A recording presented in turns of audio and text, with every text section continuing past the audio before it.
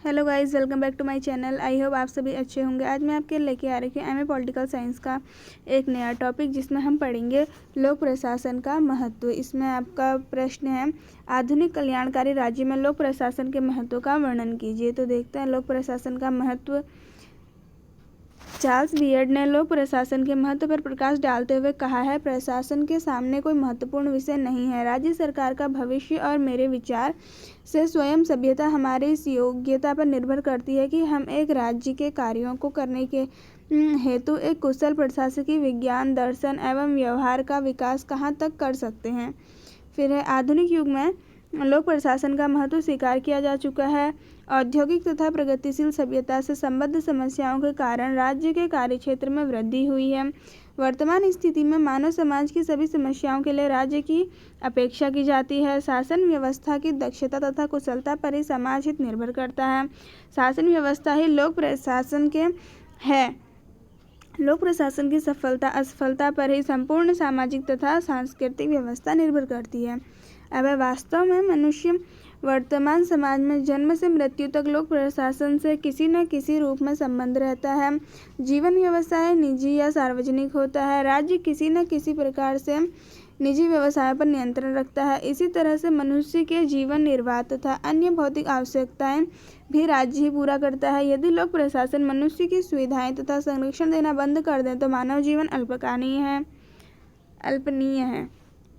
लोक प्रशासन वर्तमान समाज को स्थायित्व प्रदान करता है। राज्य में सरकारों के परिवर्तन की भांति प्रशासन में कोई परिवर्तन नहीं होता। इस प्रकार लोक प्रशासन राज्य की नई पुरानी व्यवस्थाओं के मध्य संबंध रखने के लिए एक कड़ी का कार्य करता है। जनतंत्रात्मक देशों में होने वाले संवैधानिक परिवर्तन के बाद भी लोक प्रशासन शासन तंत्रों के मध्य निरंतरता का ध्यान रखता है। उदाहरण स्वरूप, भारत में लोकतंत्रात्मक शासन स्थापित होने पर भी प्रशासकीय व्यवस्था में प्राचीन तथा उपयोगी व्यवस्था अभी भी पाई जाती है। इस प्रकार लोक प्रशासन की नई और पुरानी व्यवस्थाएं प्रशासनिक मिलकर राज्य व्यवस्था का मार्ग निष्कटक बनाती हैं।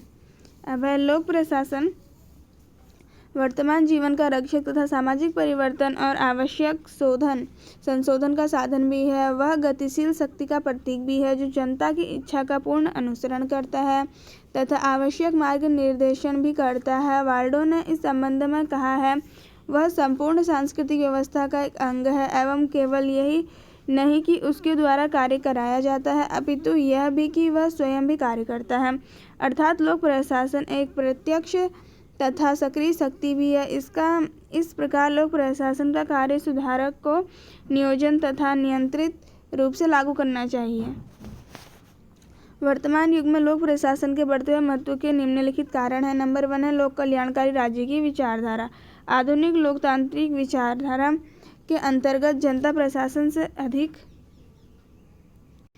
सेवाएं प्राप्त करना चाहती है। प्राचीन समस्या में राज्य निरंकुश होता था तथा उसके सीमित कार्यों की वजह से उसे पुलिस राज्य कहा जाता था, परंतु आधुनिक युग में प्रतिनिधि सरकारों की स्थापना के साथ साथ प्रशासन के कार्यों में वृद्धि हुई है। वाइट के अनुसार प्रारंभ में सरकार दमनकारी समझी जाती थी।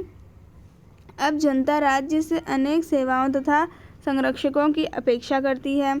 इस नए और अधिक उत्तरदायित्वों के कारण लोक प्रशासन का महत्व सरकार से अन्य अंगों की अपेक्षा अधिक महत्वपूर्ण हो गया है। लोक प्रशासन सार्वजनिक नीति के क्रियान्वयन के साथ व्यवस्थापिका तथा मंत्रिमंडल की नीतियों के निर्माण में भी सहायता पहुंचाता है। आधुनिक राज्य में लोक प्रशासन की दक्षता पर राज्य के जनजीवन की उन्नति निर्भर करती है।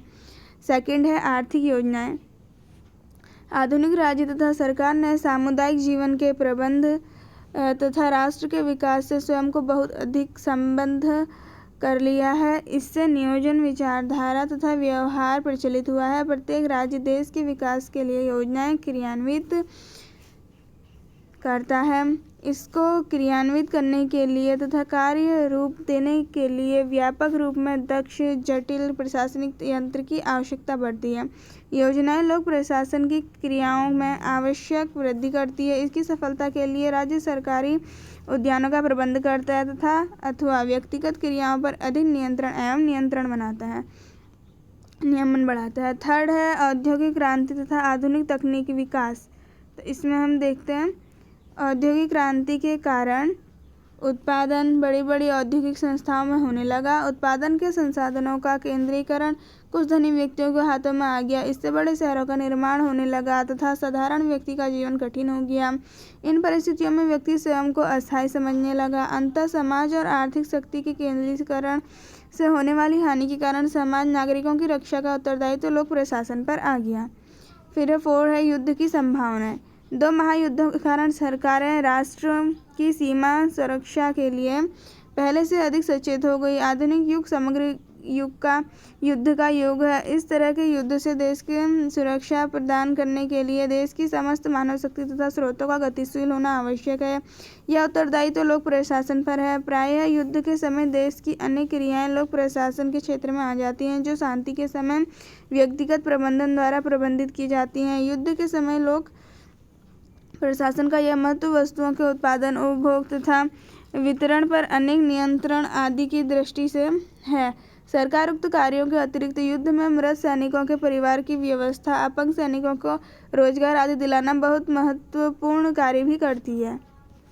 5 है विशेषीकरण के प्रकार। तकनीक विकास के कारण उत्पादन की क्रियाएं बहुत जटिल है। निर्माण क्रियाओं ने विशेषीकरण के आधार पर सामान्य उत्पादन की क्रियाओं का स्थान ले लिया है। इन क्रियाओं के संचालन के लिए दक्ष प्रशासन की आवश्यकता से लोक प्रशासन का महत्व बहुत अधिक बढ़ गया। संचार साधनों के विकास के कारण व्यापक संगठन पहले से कहीं अधिक व्यावहारिक बन गया।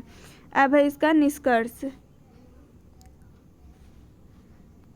आधुनिक युग में विकासशील देशों में लोक प्रशासन का महत्व बहुत अधिक है, क्योंकि प्रशासन ही सामाजिक परिवर्तन तथा आर्थिक विकास को सफल बनाता है। डिमॉक के अनुसार प्रशासन प्रत्येक नागरिक के लिए महत्वपूर्ण है, क्योंकि जो सेवाएं उसे प्राप्त होती हैं, जो कर वह चुकाता है और जिन व्यक्तिगत स्वतंत्रताओं का वह उपभोग करता है, प्रशासन के सफल और असफल कार्यकरण पर निर्भर करता है। आधुनिक युग की बहुत सी महत्वपूर्ण जटिल सामाजिक समस्याएं, जैसे स्वतंत्रता और संगठन में समन्वय कैसे हो, प्रशासन के नौकरशाही क्षेत्र के चारों ओर घूमती रहती है।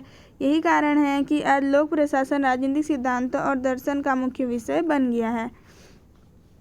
पंडित जवाहरलाल नेहरू के अनुसार लोक प्रशासन सभ्य जीवन का रक्षक मात्र ही नहीं, वरन सामाजिक न्याय तथा परिवर्तन का महान साधन है।